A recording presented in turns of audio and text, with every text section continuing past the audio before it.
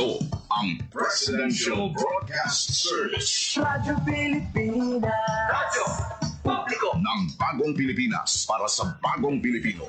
Naghahatid ng mahahalagang balita at impormasyon na guugnay ng pamahalaan sa sambayanan.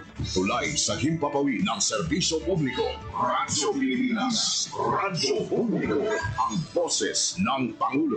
Sa Iloilo, Radyo Pilipinas. 585 AM. Nasa alas 8:01 sa aga.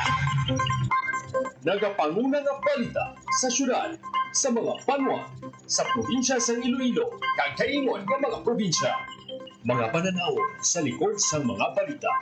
Inyong mabatian sa Radyo Pilipinas Iloilo News. Mga balita na magasugata sa inyong aga. Ginbantayan, ginsunod, gintipon sa Radyo Pilipinas Iloilo News Team. Gikan sa hulot balitaan. Diretso sa inyong palamatinan. Yari ang Radyo Pilipinas Iloilo News.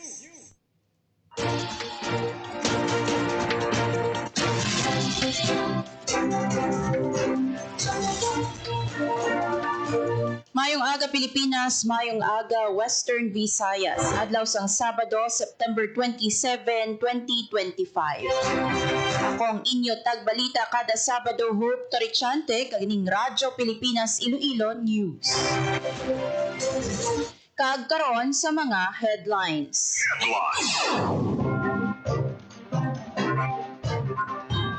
Police Regional Office 6 aktibo sa pagbulig sa mga apektado sang bagyong Opong. 8,000 ka individual sa Western Visayas apektado sang habagat nga ginpabaskog sang bagyo Mirasol, Nando kag Opong. 4,173 ka pamilya apektado sa Iloilo City bangod sang bagyong Opong. Bangkay sang lalaki nga nasapuan sa baybayon sang Iloilo Fishport Complex na identify na. Sangguniang bayan sang Ibahay Aklan ginaprubahan ang pagdeklara sang state of calamity. Probinsya sang Antique gintayog sang magnitude 4.3 nga linog. Masobra 1,200 ka pasahero stranded sa mga puerto kag pantalan sa Western Visayas. Kag masobra 8,000 ka pamilya sa Negros Occidental apektado sang bagyo. Ang oras sa Radyo Pilipinas, 8:04 sa aga. Pilipinas. Radyo Publiko. Radyo Pilipinas. Kag sa detalye na sang mga balita. Radyo Pilipinas. Radyo Pilipinas News. Aktibo ang Police Regional Office 6 sa pagbulig sa mga pumuluyo nga naapektuhan sang bagyong Opong sa Western Visayas. Paagi sa koordinasyon sang kapulisan sa mga Municipal Disaster Risk Reduction and Management Offices, nagbulig ang mga pulis sa pag-evacuate sa mga pumuluyo nga yara sa high risk kag low-lying areas. Nagbutang man ang PRO6 ang Police Assistance Desk sa mga evacuation center sagud masiguro ang katawhayan kag seguridad sa mga evacuees. Nagpatigayon man sang clearing operations ang kapulisan sa pila ka kalsada kag taytay nga hindi maagyan bangod sang pagbaha. Personal man nga ginkamusta ni PRO6 Director Police Brigadier General Josefino Ligan ang sitwasyon sa isla sang Boracay sa diin may pila ka pumuluyo kag turista ang na-stranded bangod sang bagyo. Suno kay Brigadier General Ligan sa sini nga tion, hindi lang law enforcement ang obligasyon sang kapulisan kundi nagaserbe man sila nga first responders kag sa landigan sang mga pumuluyo. Radyo Pilipinas. Radyo Pilipinas News. 8,000 katawo sa Western Visayas apektado sang habagat nga ginpabaskog sang bagyong Mirasol, Nando kag Opong. Ang detalye sang balita sa report ni Marian Grace Erenieta. Radyo Pilipinas. Radyo Pilipinas. Report. Naglabot sa masobra 8,000 ka individual sa Western Visayas ang naapektuhan sa habagat nga ginpabaskog sa mga bagyo Mirasol, Nando kag Opong. Sanding sa monitoring sa Department of Social Welfare and Development Field Office 6 halin sa Setyembre 18 tugod Setyembre 26, may 8,956 na ka individual gikan sa mga probinsya sang Aklan, Antique, Capiz kag Iloilo ang naapektuhan sa mga weather disturbances. Sa karon may 861 pa ka individual ang nagapabilin sa 36 ka evacuation center kung sa diin 21 gikan sa Aklan, 93 sa Capiz kag 747 sa Iloilo. Dugang pa sang regional office nga may 1,705 naman ang temporaryo nga nagatiner sa ilang himatao kung kakilala kung sa diin 7 ang gikan sa Aklan, 12 sa Antique, 200 sa Capiz kag 1,486 sa Iloilo. Para sa Bagong Pilipinas, Marian Grace Aranyata, Radyo Pilipinas, Radyo Publiko. Radyo Pilipinas. Radyo Pilipinas News. Sa piyak nga bahin ginklaro sang Iloilo City Government nga wala sang class o kon work suspension sa Iloilo City subong nga Sabado, September 27. Wala sang ginpatuman nga suspension sa higher education kag graduate school classes sa sulod sang Iloilo City. Ginpabaluman sang city government nga ang pagdesisyon yara gihapon sa mga respective heads sang academic institution. Sa piyak nga bahin ang posibilidad sang work suspension yara naman sa desisyon sang mga opisina. Radyo Pilipinas. Radyo Pilipinas News. Sa probinsya sang Aklan, bangod sang padayon nga mabaskog nga pag-ulan kag pagbaha dala sang bagyong Opong, ginanunsyo nga suspendido ang klase sa tanan nga level sa mga estudyante sa kolehiyo sa pampubliko kag pribado nga eskwelahan sa bug-os nga probinsya sang Aklan September 27. Ginpahanumduman sang lokal nga panguluhan nga unahon kag siguraduhon ang tanan. Magpangamuyo kag magpadayon nga mangin alerto batok sa epekto sang bagyo. Radyo Pilipinas. Radyo Pilipinas News.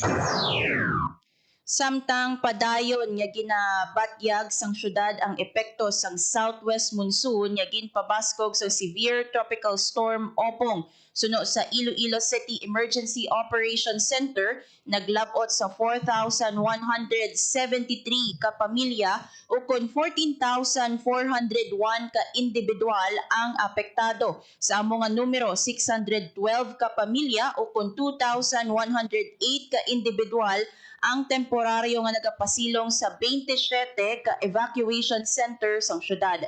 Na-report man ang napulo ka panimalay nga nagkalaguba. Duha ang totally damaged, samtang 8 naman ang partially damaged. Mayara sang 94 ka barangay nga nabahaan, apang 9 ka barangay nagsubside na ang tubig baha. Agud mabuligan ang mga pumuluyo, 612 ka food packs ang ginpanagdag sang City Social Welfare and Development Office. Na-record man ang pagkalatumba sang 18 ka kahoy kag 5 ka utility pole sa lain-lain nga lugar sa syudad. Padayon ang monitoring kag koordinasyon sang Iloilo City Disaster Risk Reduction and Management Office sa mga barangay agud masiguro ang kahandaan kag kaluwasan sang mga residente. Radyo Pilipinas. Radyo Pilipinas News. Iloilo City Community Kitchen gin-mobilize para sa mga nabahaan. Ang detalye sang balita sa report ni Janelle Baclay. Radyo Pilipinas. Radyo Pilipinas. Report. Gin-mobilize ang syudad sang Iloilo sa mando ni Mayor Raisa Treñas ang Uswag Community Kitchen para sa mga naapektuhan sa baha dala sa mabaskog nga ulan dulot sa bagyong Opong. Naserbisyuhan sa Community Kitchen ang mga na-stranded nga pasahero sa Parola Wharf kag ang mga nabahaan sa barangay Balabago, Kamalig, Kalubihan kag Sambag Haro amuman sa barangay Montenola sa city proper ngayara sa evacuation centers. Luwas sa Community Kitchen ginpadala man sa food packs ang mga nabahaan, ginpreparar man ang ilang mga sleeping kits, folding bed kag foam. Ginpasalamatan ni Mayor Raisa Treñas Ang mga nagbulig sa pag-facilitate sa mga evacuation center subong man ang mga barangay officials. Para sa Bagong Pilipinas, Junel Baclay, Radyo Pilipinas, Radyo Publiko. Radyo Pilipinas. Radyo Pilipinas News. Na-identify na ang bangkay sang lalaki nga nasapwan sa baybayon sang Iloilo Fishport Complex. Ang biktima ginkilala nga si Noel Canton, 44 years old, mangingisda kag residente sang Barangay Baybay Norte, Miag-Ao, Iloilo. Na-identify ang biktima sang iya mga himata. Naibaluan gin-report sang MDRRMO Miag-Ao nga missing ang biktima sadtong September 24 matapos magpalawod. Ang motorbangka nga ginsakyan sini ang nakitaan sa baybayon sang Uton. Radyo Pilipinas. Radyo Pilipinas News. Bangod sang wala untat nga ulan kag mabaskog nga hangin dala sang bagyo Opong, natumba ang isa ka puno sa linya sang kuryente sa Nonato Street, Barangay Baybay Sur, Miag-Ao, Iloilo. Sa Facebook post, nagapanawagan si SB member Jack Torrecampo sa Iloilo Electric Cooperative 1 o kun Eleca 1 nga magresponde dayon sa lugar para magpatigayon sang clearing operation. Radyo Pilipinas. Radyo Pilipinas News. Gin-aprubahan sang Sangguniang Bayan sang Ibahay Aklan ang pagdeklara sang state of calamity sa Banwa sa ginpatigayon nga special session bangod sang tuman nga kahalitan nga ginbilin ni Bagyong Opong. Sa ginpatigayon nga monitoring sang Banwa, 35 ka barangay sa Ibahay ang naapektuhan sang bagyo sa diin nagkalaguba ang pila ka mga infrastruktura kag pati na sa sektor sang agrikultura. Sa pagdeklara sang state of calamity, gintagaan man sang otoridad sang SB ang alkalde sang Banwa nga gamiton ang calamity fund agud mabuligan ng mga naapektuhan nga residente kag makayo ang mga naguba nga edipisyo sang bagyo. Magluwas sini magamit man ang pondo sa masangkad nga relief operation sa Banwa sang Ibahay Aklan. Radyo Pilipinas. Radyo Pilipinas News. Sa piyak nga bahin, gintayog sang magnitude 4.3 nga linog sang gabi ang probinsya sang Antique. Suno sa Fivox, ang sentro sang linog na balhag sa San Jose de Buenavista kag natabo sang alas 9:13 sang gabi sang September 26. Radyo Pilipinas. Radyo Pilipinas News. Sa gihapon sa probinsya sang Antique, opisyal na nga ginpasaka sa red alert ang status ng Emergency Operation Center sang Antique PDRRMC bangod sang Bagyong Opong. Kadungan sini tanan nga EOC sa mga banwa kag kabaranggayan ang dapat man nga magpatuman sang pareho nga status kag maghiwat sang pinakamataas nga level sang monitoring kag koordinasyon. Radyo Pilipinas. Radyo Pilipinas News. Samtang naglabot sa 1,284 ka pasahero ang na-stranded sa mga puerto kag pantalan sa Western Visayas bangod sang Bagyong Opong. Base sa pinakaulihi nga monitoring sang Coast Guard District Western Visayas, 948 diri ang na-stranded sa Iloilo kag masobra 300 naman sa probinsya sang Aklan. Samtang 259 rolling cargos, 111 motorbangkas kag 47 vessels naman ang na-stranded sa rehiyon. Radyo Pilipinas. Radyo Pilipinas News. Sa kaangot nga balita, naglabot sa 906 ka pasahero ang na-stranded sa puerto kag pantalan sa syudad kag probinsya sang Iloilo bangod sang Bagyong Opong. Inisandig sa pinakaulihi nga monitoring sang Philippine Coast Guard Iloilo. Sa masobra 900 ka pasahero nga na-stranded, 567 ang na-stranded sa Dumangas Port, 211 sa Aras Report, 80 sa Lapos Port kag 48 sa Parola Wharf. Samtang 170 rolling cargos naman ang na-stranded sa mga puerto kag pantalan sa Iloilo. Ginuntat ang biyahe sa mga sakayang pandagat kag barko bangod na lakip sa storm signal ang pila ka lugar sa probinsya. Suno kay PCG Iloilo Commander Richard Gura, nagapakig-angot na ang PCG sa mga local government units agud mabuligan ang mga na-stranded nga pasahero. Magluwas diri magpakaon man sang aros kaldo ang PCG sa mga apektado nga pasahero. Radyo Pilipinas. Radyo Pilipinas News. Nakabaton sang ready-to-eat items ang kapin 80 ka mga locally stranded individuals sa Dumangas Port gikan sa Department of Social Welfare and Development Field Office 6. Madumduman nga nagpagwa sang Sea Travel Advisory ang Coast Guard Station Iloilo sa kanselasyon sang biyahe bangod sang bagyong Opong apang ginpasalig sang DSWD Field Office 6. Ang publiko nga nagapabilin nga naka-standby ang regional office para sa pag-mobilize sa assistance sa mga maapektuhan sang weather disturbance. Radyo Pilipinas. Radyo Pilipinas News. Sa kaangot nga balita, nagpanagtag sang ready-to-eat food ang Philippine Ports Authority kag Department of Social Welfare and Development Negros Island Region San Carlos Quick Response Team sa San Carlos City Port. Suno sa DSWD NIR, may 42 ka na stranded sa nasambit nga pantalan bangod sang epekto sang bagyong Opong katuyuan sang pagpanagtag sang RTEF nga masiguro nga may access sa pagkaon ng mga apektado nga pasahero samtang nagahulat sang ilaliwat nga pagbiyahe kag pag-ayos sang tiyempo. Radyo Pilipinas. Radyo Pilipinas News.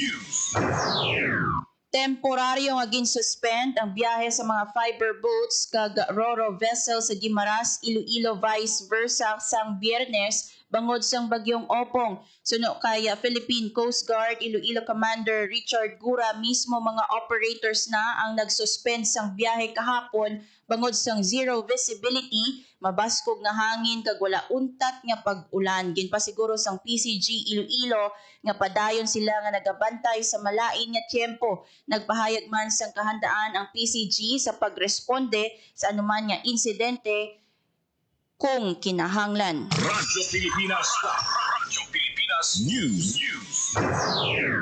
Sa passenger terminal sa Parola Wharf, nagtambay ang 58 anyos nga si Paterno Ocampo. Sa interview sang Radyo Pilipinas Iloilo, ginpahayag sini mapuli siya kuntani sa banwa sang San Lorenzo matapos ang iya trabaho apang natabuan nga kanselado ang biyahe sang fiber boats. Ang estudyante nga si James Walter Ga, lakip man sa na-stranded, kaupod ang ginabanta 50 pa ka pasahero. Nagpauli naman ang pila ka pasahero nga matabok puntani sa Bacolod kasunod sang suspensyon sang biyahe sang mga fast craft. Radyo Pilipinas. Radyo Pilipinas News. Pila ka flight sa Iloilo International Airport sang Biyernes nangin kanselado. Ang detalye sa report ni Marian Grace Erenieta. Radyo Pilipinas. Radyo Pilipinas. Report. Nagpagwa sa status ang flights ang Iloilo International Airport sang Setyembre 26 kung sa diin may pila ka mga flight ang kanselado. Sandig sa impormasyon, may kanselasyon sang flight ang Cebu Pacific sa 5J448 Iloilo to Manila, 5J2266 Iloilo to Manila, 5J261 Iloilo to Puerto Princesa, 5J247 Iloilo to Jansan, 5J464 Iloilo to Manila, 5J4810 Iloilo to Legazpi, 5J2260 Iloilo to Manila, 5J4871 Iloilo to Zamboanga, DG6417 Iloilo to Cebu. Samtang may pila namang kabiyahe sa Cebu Pacific, Philippine Airlines, Air Asia kag Scoot ang nakaschedule nga maglakad. Pangayat sa tagdumalahan sang airport nga posible pa nga magbag-o bangod sa bagyong Opong. Ginabisuhan ang mga pasahero nga mag-coordinate sa tagsa ka airline para sa update kag importante nga anunsyo. Para sa Bagong Pilipinas, Marian Grace Erenieta, Radyo Pilipinas, Radyo Publiko. Radyo Pilipinas. Radyo Pilipinas News. Gintumod sa Provincial Disaster Risk Reduction and Management Office ang Antique ang mga lugar o komunidad sa probinsya nga lakip sa high-risk zone sa rockfall, mudflow, pagbaha, kag pagtiphag sang duta.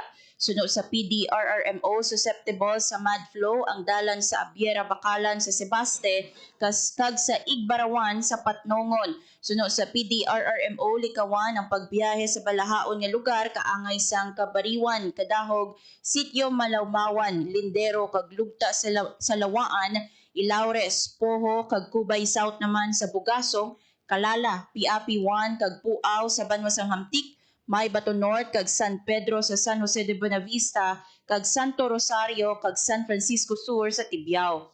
Ginpaalerto man ang publiko sa mga landslide-prone areas sa probinsya lakip na ang Hamtik Iloilo Road, Aninii Iloilo Road, Barangay Igbukagay, Karumangay kag Kasalngan sa Hamtik, Punta Hagdan, Barangay Pasensya, Igdalagit area kag Igdanlog sa Tobias Fournier. Ginpahalong man ang mga biyahero kag residente sa Punta Nasog Esplanade sa Barangay Iba sa Aninii kag Barangay Fatima sa Tobias Fournier sa posibilidad sang rockfall. Radyo Pilipinas. Radyo Pilipinas News. Gin-suspend ang banking operation sa probinsya sang Capiz ang Biyernes bangod sang pagbubo sa mabaskog nga ulan dala sang bagyong Opong. Ang suspensyon sandig sa ginpagwa nga resolusyon sang Capiz Bankers Association bilang precautionary measure para masiguro nga hilway sa katalagman ang mga empleyado sa mga bangko kag ila mga kliyente. Sa 8 a.m. advisory sang Pag-asa, kung madumduman September 26, nakasaka ang Tropical Cyclone Wind Signal number 3 sa mga banwasang Panay sa Pian, Ibisan, kag Rojas City, samtang Signal number 2 naman sa iban pa nga parts sang Capiz. Radyo Pilipinas. Radyo Pilipinas News. Naghanda sang relief goods ang banwasang Kaluya sa Antique. Kaupod sang lokal nga panguluhan ang Department of Social Welfare and Development sa pagripak sa mga relief goods nga igapanagtag sa mga evacuee sa Banwa. Ang nasambit nga relief goods halin sa Quick Response Fund sang Municipal Disaster Risk Reduction and Management Office. Sa 2 p.m. advisory sang Pag-asa sang September 26, dala ang Tropical Cyclone Wind Signal number 3 ang banwasang Kaluya. Radyo Pilipinas. Radyo Pilipinas News. Naglabot sa 8,132 kapamilya kon 31,838 katao ang apektado sa bagyong Nando kag Opong sa Negros Occidental. Sandig sa pinakaulihi nga situational report sa Negros Occidental Provincial Disaster Risk Reduction and Management Office, masobra 400 pa ang nagapabilin sa mga evacuation center kag masobra 5,400 pa ang nagatinir sa ilang mga himata ukon kakilala. Pinakaapekto ang banwasang Binalbagan nga nakabalhag sa masobra 5,400 kapamilya o kon halos 23,000 katao gikan sa 12 ka barangay. Apektado man ang 46 ka barangay gikan sa Bago City, Ibi, Magalona, Hinigaran, Hinobaan, Isabela, La Castellana, La Carlota City, Manapla, Pontevedra, Silay City, kag Talisay City. Radyo Pilipinas. Radyo Pilipinas News. Samtang nagpatigayon sang clearing operation ang Municipal Disaster Risk Reduction and Management Office, Philippine National Police kag mga opisyales sa barangay matapos maglapaw ang tubig baha sa Uyungan Bridge sa banwasang Miag-Aw, Iloilo. Suno kay SB member Jack Torrecampo, may dako nga kahoy nga nagbara sa buho sang culvert. Nagresulta ini sa pagbugat sang trapiko sa lugar. Sa pagbinuligay, pasabol na ang Taytay 1:10 sang hapon September 26. Radyo Pilipinas. Radyo Pilipinas News.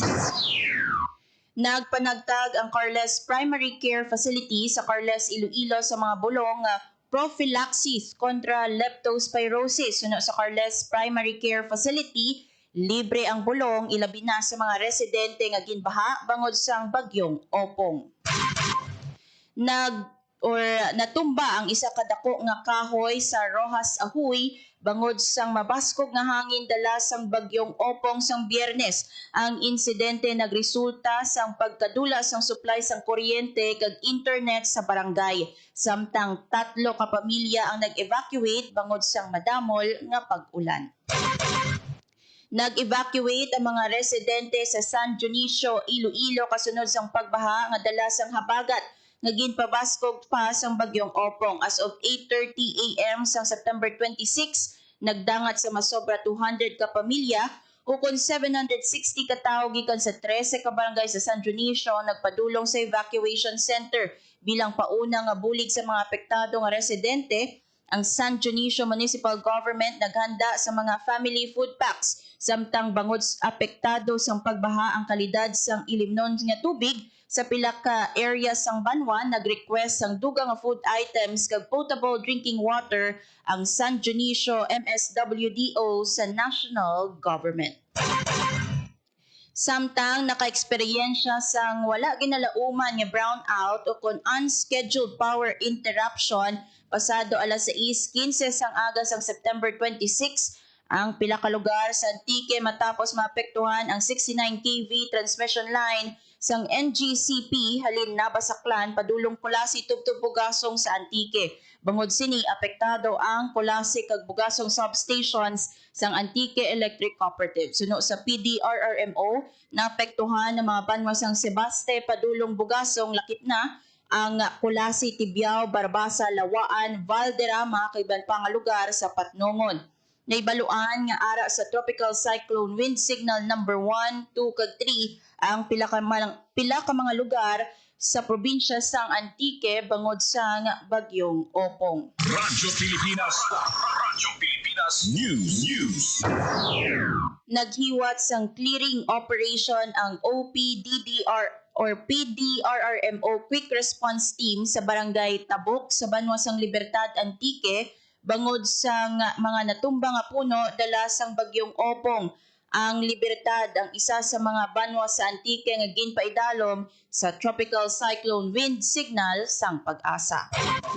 Sa bulig sang PNP kag Bureau of Fire Protection gin-rescue sang MDRRMO ang mga na-stranded nga pamilya sa Barangay Ipil sa Banwa sang Barbasa, Antique nga naapektuhan sang bagyong Opong. Sunod sa situation report sang Antique PDRRMO, naglabot sa 308 nga pamilya o kung masobra 800 ka residente ang apektado sang bagyo sa Barbasa. Naguba ang dako nga portion sang mega dike sa Barangay Kamansihan, Kulasi, Antique sa video nga kuha ni Toto Dams na utod ang dike bangod sang tuman nga kabaskog sang current sang tubig nga dala sang wala untat nga pag-ulan bangod sang bagyong Opong. Samtang gin-report sang MDRRMO Valderrama nga may natabo nga landslide padulong sa Barangay Igmasandig sa Valderrama, Antique padayon sa karon ang clearing operations ng Barangay Disaster Risk Reduction and Management Council, Igmasandig. Radyo Pilipinas. Radyo Pilipinas News. Hindi maagyan ang dalan sa Barangay Igbarawan, Patnongon, Antique bangod sa lutak, bato kag tubig baha bangod sa mabaskog nga ulan dala sang bagyong Opong. Sa ginpagwa ang advisory sang lokal nga panguluhan sang Patnongon, Antique, mayara na sang backhoe kag response team sa lugar agud magpatigayon sang clearing operation ginapanugyan sang banwa ang tanan nga maghalong. Radyo Pilipinas. Radyo Pilipinas News. Nagtipon ang basura sa Halandon Bridge sa Bredco sa Bacolod City sa tapos magpanaog ang tubig baha. Inisandig sa nangin inspeksyon sang team kaupod si Bacolod Mayor Greg Gasataya. Samtang gin-report ni Mayor Gasataya nga sa pihak sang pag-ulan-ulan sa syudad sang Biyernes, naghiwat sa gihapon sang declogging operation ang City Engineer's Office sa lain-lain nga lugar sa Bacolod City para makuha sa mga drainage ang mga basura kag iban pa nga debris nga nadala sang baha. Suspendido ang obra sa government offices sa Dumangas, Iloilo sang Biyernes. Sa anunsyo sang lokal nga panguluhan, suspendido ang trabaho sandig sa rekomendasyon sa Municipal Disaster Risk Reduction and Management Office. Kag sandig man sa heavy rainfall warning nga gin-issue sang Pag-asa. Apang ginathag sang LGU nga bukas sa gihapon ang frontline offices sa pagpanguna sang MDRRMO. Samtang gin-postpone sa Department of Education Schools Division Office of Iloilo ang tanan nga Division Sports Fest Games.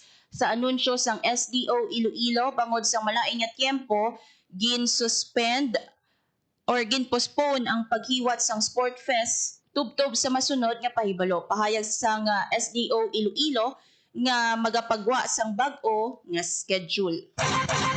Kag sa katapusan nga balita, ginhingyo ni Governor Jose Enrique Miraflores ang go bag o kun ang bag nga dapat permihanda sa oras ang kinanglan mag-evacuate. Suno sa gobernador, dapat kada miyembro sang pamilya may go bag nga pwede madala anuman nga oras. Sa sulod sang bag, ang cellphone, first aid kit, panangga sa lamig, hygiene kits, pito, importante nga dokumento, power bank, mainom nga tubig, pagkaon, flashlight, radyo, baterya. Samtang wala sang klase sa tanan nga level sa pribado kag pampubliko nga bulutuan sa aklan amuman sa trabaho sa gobyerno probinsyal kag wala nalakip ang mga opisina nga importante kung vital sa response or emergency response sang Biyernes. Ang oras sa Radyo Pilipinas, 8:30 sa aga. Radyo Pilipinas. Radyo Publiko. Radyo Pilipinas. Kagamayad tong mga balita nga natipon sang Radyo Pilipinas Iloilo News Team. Radyo Pilipinas. Radyo Pilipinas. Magpabilin yung nakafollow sa Radyo Pilipinas para updated sa mga hitabo sa Western Visayas.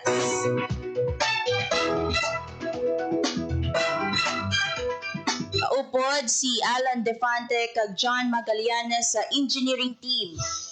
Para sa Bagong Pilipinas, ini si Hope Torrechante, Radyo Pilipinas, Radyo Publiko. Radyo Pilipinas. Radyo Publiko. Radyo Pilipinas.